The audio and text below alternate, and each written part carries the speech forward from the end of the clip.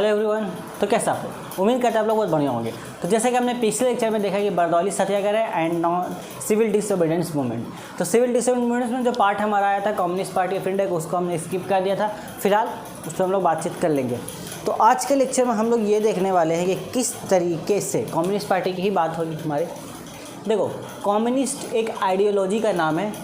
Communist हाँ, communist एक ideology का नाम है हमारा, ठीक है। उसको हम लोग क्या है वो तो अभी आपका सिलेबस में नहीं, कम्युनिस्ट रहने तो कम्युनिस्ट एक आइडियोलॉजी का नाम है। और कम्युनिस्ट के मानने वाले लोग जो थे उन्हीं को लेफ्टिस्ट कहा जाता था। लेफ्टिस्ट, ठीक है, उन्हीं को लेफ्टिस्ट कहा जाता था। जैसे किताब में लिखा है बायां बाजू, तो लेफ्टिस्ट। अब कम्युनिस्ट एक आइडियोलॉजी था आपका। पॉलिटिक्स में हर एक पार्टी का अपना एक आइडियोलॉजी होता है, तो कम्युनिस्ट हमारा लेफ्टिस्ट कहलाता था। फिर यही आगे चल के किस तरीके से इंडियन नेशनल कांग्रेस में भी कन्वर्ट हो जाता। तो इंडियन नेशनल कांग्रेस जो था आपका, ये जो भी है अभी भी जो कांग्रेस पार्टी है इंडियन की, तो वो भी कम्युनिस्ट आइडियोलॉजी पर ही काम करती थी। अब कम्युनिस्ट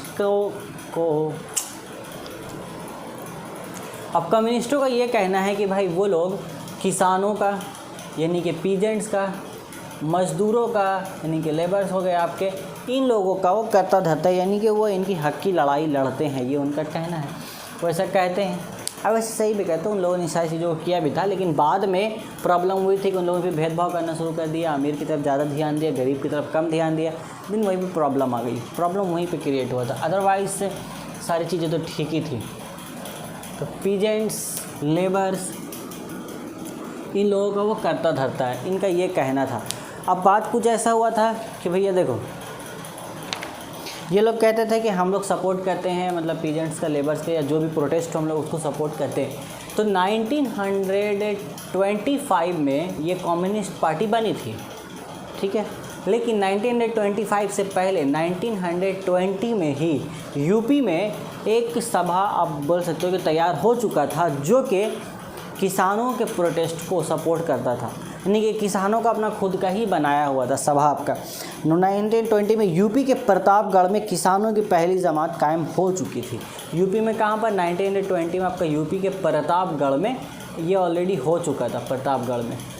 तो ये लोग तो बाद में आए थे, ऑलरेडी 1920 में हो गया था। अब यहाँ से ये हम सिर्फ कह सकते हैं कि भाई ये लोग जो है वो सपोर्ट ज़रूर कर रहे थे, एक्स्ट्रा सपोर्ट वो ज़रूर प्रोवाइड कर रहे थे।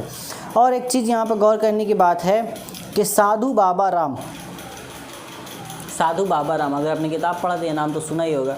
साधु बाबा राम ये लीडर थे किसानों के, तो किसानों को प्रोटेस्ट चल रहे थे, उसको ये लीड कर रहे थे साधु बाबा राम। तो साधु बाबा राम जो थे ये भी कम्युनिस्ट आइडियोलॉजी को मानते थे, यानी कि इनडायरेक्टली ये लेफ्टिस्ट को सपोर्ट करते थे। तो इस तरीके से क्या हुआ कि जो पीजेंट्स, अब चूँकि जो लीडर थे किसानों के, जो प्रोटेस्ट को जो लीड कर रहे थे, जो किसानों का जो प्रोटेस्ट था उनको लीड कर रहे थे, उनका खुद का रुझान कहाँ था भाई? लेफ्टिस्ट की तरफ। जो आइडियोलॉजी था कम्युनिस्ट का, उनका था।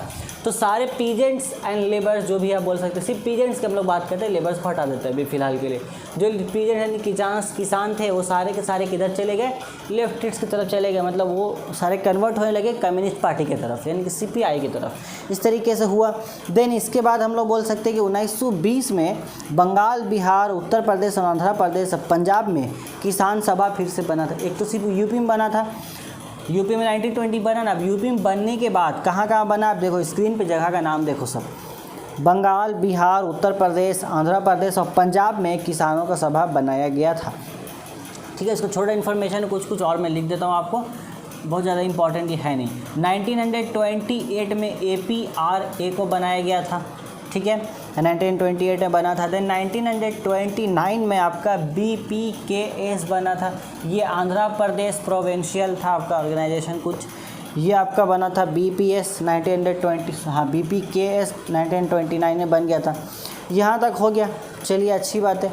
अब यहाँ से एक चीज़ तो हमें समझ में आई कि हाँ भाई, जो कम्युनिस्ट पार्टी किस तरीके से किसान कम्युनिस्ट आइडियोलॉजी की तरफ गए थे। अब कम्युनिस्ट आइडियोलॉजी की तरफ जब वो गए तो उनका तो कहना ही था कि हम लोग आपकी मदद करेंगे, वो करते भी थे। और इस चीज़ को उन्होंने ऐसा नहीं कि सिर्फ बोला, उन लोगों ने किया भी बहुत हद तक। देखो ऐसा नहीं कि उन्होंने कुछ किया नहीं, किया बहुत हद तक। उन लोगों ने ग्राउंड लेवल पे वो गया, उन लोगों ने किसानों को समझाना शुरू किया। क्या समझाया? उन्होंने ये समझाया कि देखिए जो अंग्रेज आ रहे हैं वो आपकी ज़मीनों पर कब्जा कर रहे हैं, तो आपको उससे कैसे बचना है। मतलब आपको ज़मीन देना ही नहीं, किसी भी हाल पे आपको ज़मीन छोड़ना नहीं है। कोई भी अगर आए आपके इलाके में तो सारे गाँव के किसानों को क्या होना है, एकजुट हो जाना है, जो भी आता है उसके खिलाफ आपको लड़ना है, उसको मार के भगा देना है। नहीं कि कुछ भी हो जाए आपको उसको ज़मीनों पर कब्जा करना नहीं देना है, ठीक है। चीज़ों को समझाया गया, फिर रेफरेंस दिया गया है कि भाई वहाँ देखिए वहाँ ऐसा हुआ, तो वहाँ अगर वो कब्जा कर लेते तो क्या क्या करते हैं, तो आपको अपना हक बचाना है, ज़िंदगी बचानी है, इज़्ज़त बचानी है, तो आपको इस सारी चीज़ों से बचना पड़ेगा। फिर उन्होंने सपोर्ट भी प्रोवाइड किया, देखिए हमारे लोग यहाँ रहेंगे, वो भी आपका मदद करेंगे लड़ने में, प्रोटेस्ट करने में। तो इस तरीके से उन लोगों ने पूरा हिम्मत दिया किसानों को, और इस हिम्मत के बाद किसान अब बिल्कुल इस बात पर अटल हो गए थे कि भाई अब चाहे जो हो जाए हम साले को ज़मीन छोड़ेगा नहीं। अब अगर किसान आएगा तो लात खाएगा और उल्टे मुँह ले जाएगा, पैर से जाएगा तो हालत रहेगा नहीं ना, पैर में तो पड़ेगा उसको, मुंह के बल ही जाएगा, ठीक है। तो इस तरीके से अटल हो गए थे, और ये जो चीज़ फैली थी बहुत जल्दी एकदम आग की तरह फैल गई थी सारे किसानों के बीच में, और बहुत ही कम समय में ये लोग कामयाब हो गए थे कि एक बहुत बड़ी किसानों की तादाद को एक जगह जमा करने में। स्टार्टिंग में तो बहुत छोटे से तादाद थे किसानों की, पर आगे चल के बहुत बड़ी तादाद किसानों की एकजुट में सामने आ गई थी। अब इस चीज़ को देख करके अंग्रेजों का टेंशन बढ़ गया, वो बोला ले साला इन लोग भी उपद्रव कर रहा है, ये वो ख़त्म नहीं हो रहा दूसरा शुरू हो जा रहा है, अजीब है रे। तो उन लोग टेंशन बढ़ गया। अब वो लोग इस पर नज़र रखने लगा। मतलब पहले क्या था, किसान जो प्रोटेस्ट कर रहे थे तो कोई ध्यान वान नहीं दे रहा था, वो लोग बोले दूर छोड़ो जला, गरीब किसान है क्या करेगा, वो लोग है ये क्या करेगा, कुछ बोलेगा चिल्लाएगा फिर मर जाएगा। अब देख रहे कि नहीं, लोग तो सपोर्ट मिल गया है, और थोड़ा बहुत किसान नहीं, अब ढेर सारा किसान हो गया, बहुत ज़्यादा जमा हो गया है, क्वान्टिटी बढ़ गया है, लोगों तादाद बहुत है, तो ये नहीं डरे तो पड़ेगा थोड़ा सा। तो इसके वजह से उन लोगों रातों का नींद गायब हो गया है। अब गायब होने दूसरा को जीना हराम करेगा तो आप खुद का रात का नींद तो हराम हो भी करेगा। ऐसा पॉसिबल, कब तक सोओगे, दूसरा को जलील करके तुम कब तक चैन से सो सकते हो, पॉसिबल तो है नहीं। 1921 की बात है, 1920 में शुरू हुआ था ना, ये सब बना था, ये सब बाद में आपका बना था, एक्स्ट्रा इन्फॉर्मेशन था, मैंने बता दिया आपको। 1920 में सब सभा वगैरह बना, लोग प्रोटेस्ट करने लगे, सारे लोगों को इकट्ठा किया गया। 1929 में एक कम्युनिटी की रिपोर्ट है आपकी, ये किसका, डिप्टी कमिश्नर का रिपोर्ट है। वो कहते हैं the immense danger arises from an organization which at every short notice is able to collect enormous crowds. बोल रहे शदीद खतरा उस जमात से जो बहुत ही मुख्तसर वक्फा में एक बड़ी भीड़ जमा करने की सलाहियत रखती है। ये यहीं वही देखा जा रहा था, ठीक है। अब किसी की बातों में भाई इतना ज़्यादा असर हो कि लोग उसको सुनते ही एकदम एकजुट हो जाए बहुत जल्द, तो किसी तो अगला पार्टी का देख करके तो हालत ख़राब हो गई। तो डिप्टी कमिश्नर की रिपोर्ट में 1921 में ये बात कही गई थी। तो आप सोच सकते हो कि रिपोर्ट में जब याद आया तो कितना बड़ा ये बात रहा होगा। तो इतना सब देख करके अंग्रेज लोग बोले अब हम लोग करें तो क्या करें, उस किसान लोग तो एकदम पूरा उपद्रव किए हुए। तो एक आदमी बोले काम कीजिए, जो CPI है ना वही साला तो सपोर्ट कर रहा ना, उसी को बाइंड कर दीजिए। बस हाँ ठीक है बोला, साला ये मेरा दिमाग में कहना है, अरे तुम गाधा हो नहीं, इसलिए नहीं आया तुम्हारा दिमाग में, उमन में बोला था, सामने बोलेगा तो फिर मार खा जाएगा बेकार का। तो 1934 में, हालांकि बहुत टाइम के बाद ये बंद हुआ था, क्योंकि यहाँ देखो 1929 तक तो किसानों ने अपना काम किया था, यहाँ तक काम की, ये भी किसान का ही सभा था जो बना, ये भी किसानों का सभा था। 1934 में अंग्रेज़ों ने क्या किया, CPI को बैंड कर दिया। उन्होंने बोला भैया ते घर जा, तेरा कोई काम नहीं है यहाँ पर। उन्होंने CPI यानी कि कम्युनिस्ट पार्टी ऑफ इंडिया को बैंड कर दिया। लेकिन देखो पार्टी को बैंड किया ना, आदमी को थोड़ी बैंड किया है, पार्टी बैंड कर दिया तो उस नाम से पार्टी खत्म हो गया। IPL में कैसे होता है, चेन्नई सुपर किंग को बैंड कर दिया 2 साल के लिए, तो क्या धोनी नहीं खेल रहा था, खेल ही रहे थे दूसरा टीम में आकर के, तो टीम बैंड हुआ है, आदमी थोड़ी बैंड हुआ है, समझे कि नहीं कुछ। तो बोलने का मतलब ये कि CPI जो कम्युनिस्ट पार्टी ऑफ इंडिया थे, ये इस पार्टी को बैंड किया गया था, बट इस पार्टी में जो लोग थे वो तो अभी थे कि नहीं थे, बोलो थे, बिल्कुल थे। तो उनकी जो आइडियोलॉजी थे, मतलब इसमें जो लोग शामिल थे, द पीपल्स इन्वॉल्व है, जो पीपल्स यहाँ पर थे, उन लोगों को तो वो आइडियोलॉजी पे वर्क कर ही रहते हैं। देन वो इसी आइडियोलॉजी पे काम करते करते तो वो लोग आगे बढ़े, उन लोगों आगे बढ़ करके एक नया जमात बना दिया। अबे तो फिर गिरे थे, तो वो लोग आगे बढ़ते बढ़ते क्या किया, उन लोगों ने एक नया जमात बना दिया। उन्होंने बोला भाई हम तो रुकेगा नहीं, जिसको उन्होंने नाम दिया कांग्रेस लेफ्ट का। अब कांग्रेस लेफ्ट बोलो या फिर लेफ्ट कांग्रेस बोलो, वो अलग सी बात है, जो तुम बोलो दोनों ही सही है। तो कांग्रेस लेफ्ट बना, ये किन लोगों ने बनाया था भैया, ये उन लोगों के जरिए बन गया था ऑटोमेटिक ही, जो कि CPI के लोग थे, नहीं जो उनके आइडियोलॉजी पे चलते थे। 1900 ये बना था आपका 1934 में ही, कांग्रेस लेफ्ट बना था, ठीक है। बन गया। दिन जिस साल ये बैंड हुआ था उसी साल 1934 में ही CSP बना था, यानी कि communist socialist party. Communist socialist party, बोलो साथ साथ बोलो, कम्युनिस्ट, अरे सोशलिस्ट रे, सोशलिस्ट पार्टी। अब पार्टी की करो पार्टी, हमको क्या पता है, तुम ही बताओ। तो कम्युनिस्ट सोशलिस्ट पार्टी, मेरे को उम्मीद है कि आपको समझ में आ रहा होगा, कहीं बोरिंग नहीं लग रहा है क्या? बोरिंग लग रहा है तो क्या कर सकते हो सर, थोड़ा बहुत हो, ऐसे लगना नहीं चाहिए। कम्युनिस्ट सोशलिस्ट पार्टी में सोशलिज्म बन गया, तो उन्होंने तो सिर्फ पार्टी को बैंड किया। मुझे उम्मीद है एग्जाम्पल आपको याद रहेगा, सिर्फ पार्टी बैंड हुआ था, आदमी नहीं बैंड हुआ था। तो खैर जिन्होंने भी ये आइडिया दिया था उनको लगा था कि वो बहुत अक्लमंद थे, बट उनको क्या पता कि लोग उससे भी ज़्यादा अक्लमंद है। तो बाद में उनका होना था जो हो गया। इसके बाद देखो क्या हुआ कि इसके नतीजे में वक्ती तौर पर कम्युनिस्ट लोग इंडियन नेशनल कांग्रेस के अंदर काम करने लगे। अब टाइम पर हो गया आपका कहीं कम्युनिस्ट तो ख़त्म हो गया था, लेकिन जो कम्युनिस्ट लोग थे जो उस आइडियोलॉजी के थे वो लोग कांग्रेस लेफ्ट में वो लोग मिल करके एक पार्टी बन गया था ऑटोमेटिक। इसलिए कि इनडायरेक्टली ये देखा जाने लगा कि भाई जो भी कम्युनिस्ट आइडियोलॉजी के लोग थे वो कहीं ना कहीं इनडायरेक्टली कांग्रेस पार्टी के अंदर काम कर रहे थे, इंडियन नेशनल कांग्रेस के अंदर। अच्छी बात है। बोला 1935 में मशहूर किसान रहनुमा NG रंगा और EMS नंबूदरी ने एक ऑल इंडिया किसान जमात कायम करने की तजवीज़ पेश की। अब ये लोग जो थे, जिन लोगों मैंने आपको नाम बताया, NG रंगा नाम लिखते हैं यहाँ पर, NG रंगा, ठीक है। इसके बाद दूसरा जो नाम है, ये लोग बहुत मशहूर लीडर थे किसानों के, दूसरा जो नाम है EMS नंबूदरी। अरे सिर्फ नंबूदरी लिखते हैं, EMS क्या नाम है यार, SMS रख देता सबसे अच्छा। ये पूरा नाम लिखो ना, EMS लिखा है, नंबूदरी।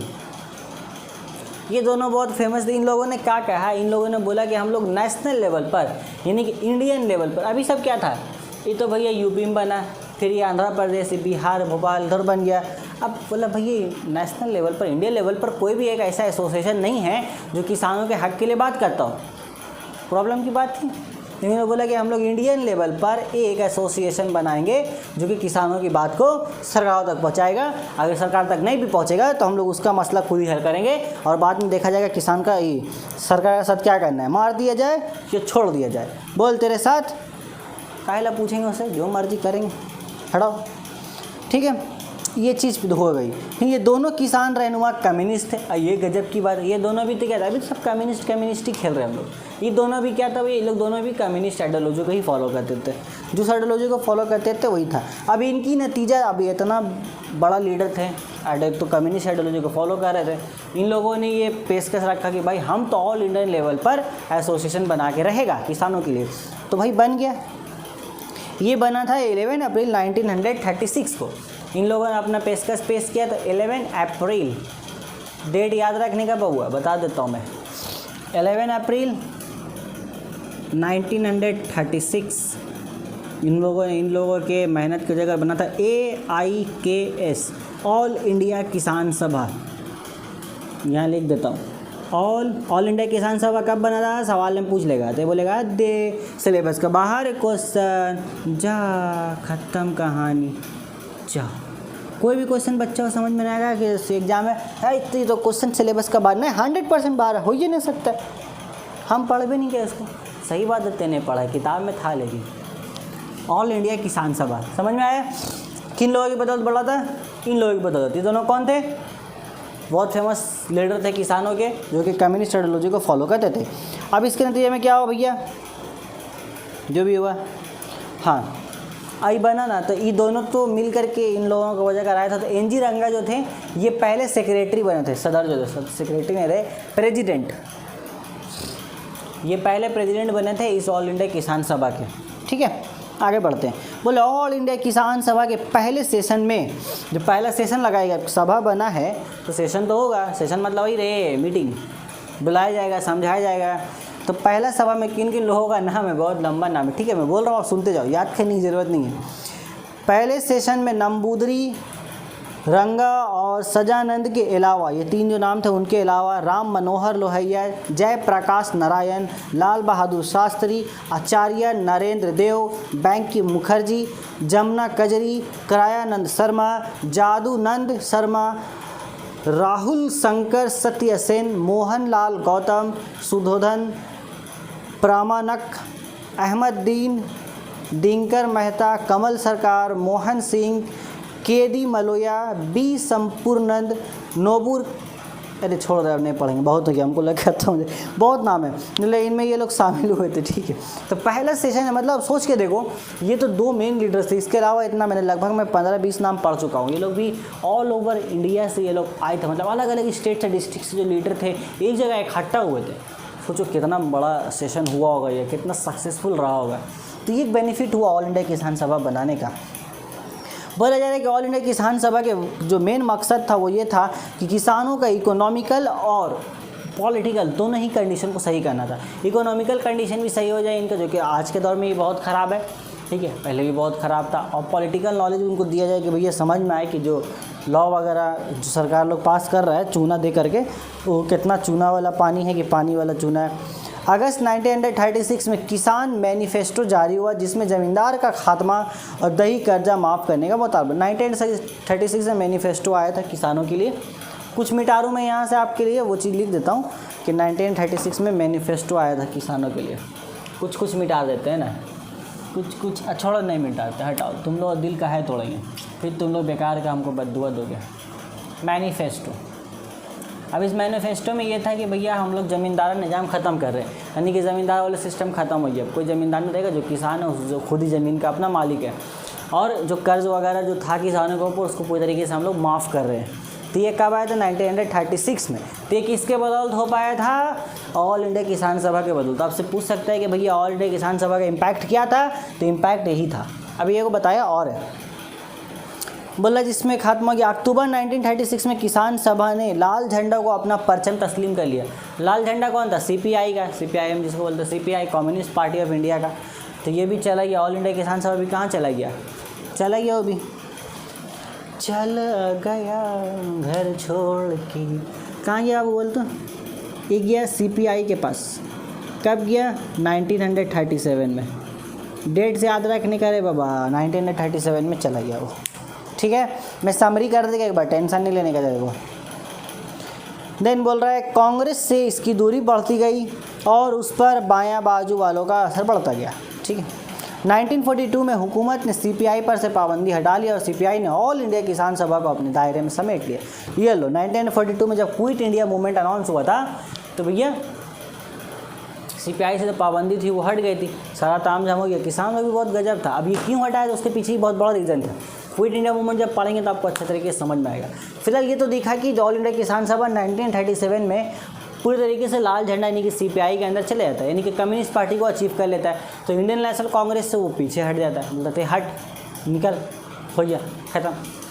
ओवरऑल कहानी समझ में आए, बस समरी कर लेते हैं। तो कम्युनिस्ट पार्टी ऑफ इंडिया जो थी वो 1925 में इस्टेब्लिश हुई थी। इनका ये दावा था कि हम लोग किसानों मजदूरों के हक की लड़ाई करते हैं और उन लोगों को सपोर्ट करते हैं। ठीक है, कैसे सपोर्ट किया मैंने बताया आपको, ग्राउंड लेवल जाके काम करते थे। तो कम्युनिस्ट आइडियोलॉजी को जो फॉलो करते तो उनको लेफ्टिस्ट कहा जाता था। लेकिन 1920 इनका इस्टेब्लिश होने से पहले ही यूपी के प्रतापगढ़ में 1920 में एक किसान सभा ऑलरेडी पहले बन चुका था। देन जिस साल वो बना उसी साल 1920 में ही बंगाल में, बिहार में, आंध्र प्रदेश वगैरह बहुत सारे और भी स्टेट्स में किसानों के लिए सभा ऑलरेडी कायम हो चुके थे। और साधु बाबा राम ये एक बहुत ही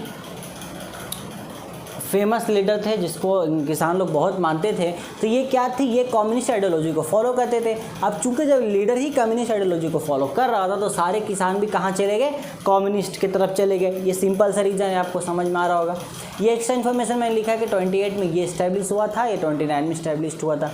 1928 में क्या बोला गया? तो ये एक डिप्टी कमिश्नर का रिपोर्ट आया था जिसमें बोला गया था कि भाई ये जो जमात है ये बहुत ख़तरनाक है क्योंकि इसने बहुत कम वक्त में ही बहुत बड़ी भीड़ को जमा कर लिया है। इतना क्लियर है यहाँ तक। दिन 1934 में यहाँ पर CPI पर बैन लगाया गया था। बैन लगाने का सिंपल रीज़न यही था कि अंग्रेज़ों को डर लगने लगा था, इसलिए उन्होंने बैन लगा दिया उस पर। लेकिन बैन लगा था CPI के ऊपर, जो लोग थे उस पर तो बैन लगा नहीं। तो उन लोगों ने कांग्रेस लेफ्ट के तौर पर, मतलब जो उन लोगों जमात बनाए उसका कांग्रेस लेफ्ट नाम पड़ा।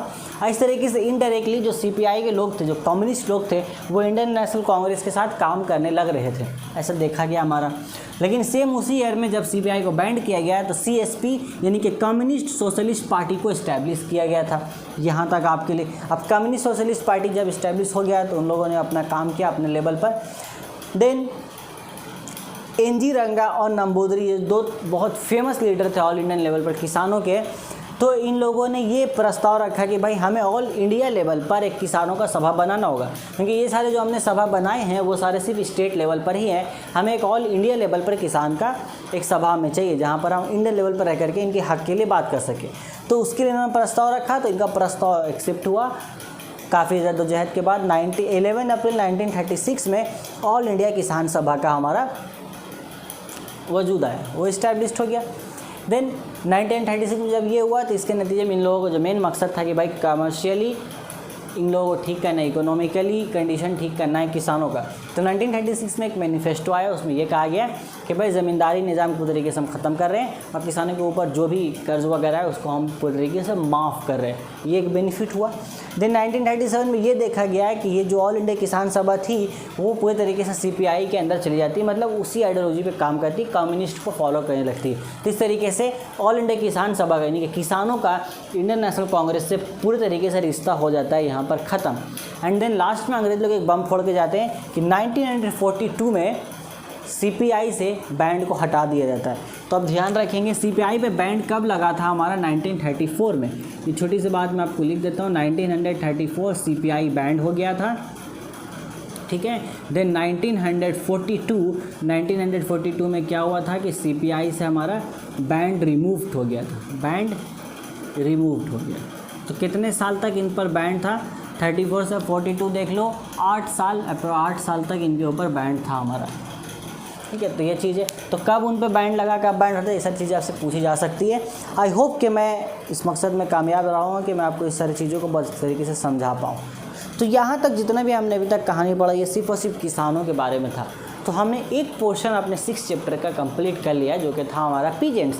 अब सेकंड जो पोर्शन यानी कि लेबर, अब वो हम लोग देखेंगे कि लेबर्स ने डिफरेंट मूवमेंट्स में किस तरीके से अपना योगदान दिया, किस तरीके से कम्युनिस्ट आइडियोलॉजी ने, इंडियन नेशनल कांग्रेस ने, गांधी जी ने उसको इन्फ्लुएंस किया और वो लोग फिर किस पार्टी के साथ रह करके अपने हक की लड़ाई लड़ रहे थे। तो इन सारी कहानियों को हम देखेंगे अपने अगले आने वाले लेक्चर्स में। तब तक आप पढ़ाई करते रहें। All the very best. और चैनल पर अगर नए हैं तो चैनल को सब्सक्राइब जरूर कर लेना।